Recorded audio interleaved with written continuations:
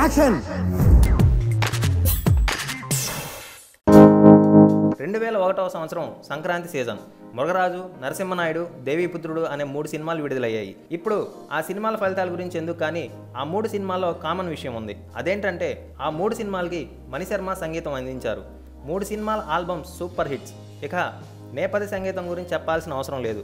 ఒకే సమయంలో 5-6 సినిమాలు చేతిలో పెట్టుకొని కూడా అన్ని సినిమాలకు బంపర్ మ్యూజిక్ ఇవ్వడం మణిశర్మ గొప్పతనం. మరి ఈ తరం సంగీత దర్శకులు దేవిశ్రీ ప్రసాద్, తమన్ అలా ఎందుకు చేయలేకపోతున్నారు?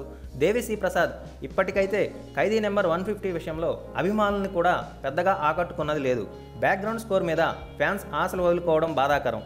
మరో విషయం ఏమిటంటే గౌతమిపుత్ర శాతకర్ణి సినిమా వదిలేసుకొని కేవలం ఖైదీ నెంబర్ 150కి సంగీతాన్ని అందించాడు దేవి. ఎందుకంటే ఒకేసారి పోటీలో వస్తున్న 2 పెద్ద సినిమాలు పనిచేయడం తన వల్ల కాదంట. మరి సంక్రాంతి పోటీకి వచ్చిన 3 పెద్ద సినిమాలకి ఒకేసారి అద్భుతమైన సంగీతం అందించిన మణిశర్మలో ఉన్నది ఏంటి, దేవిశ్రీలో కరువైంది ఏంటి అని అభిమానులు ప్రశ్నిస్తున్నారు.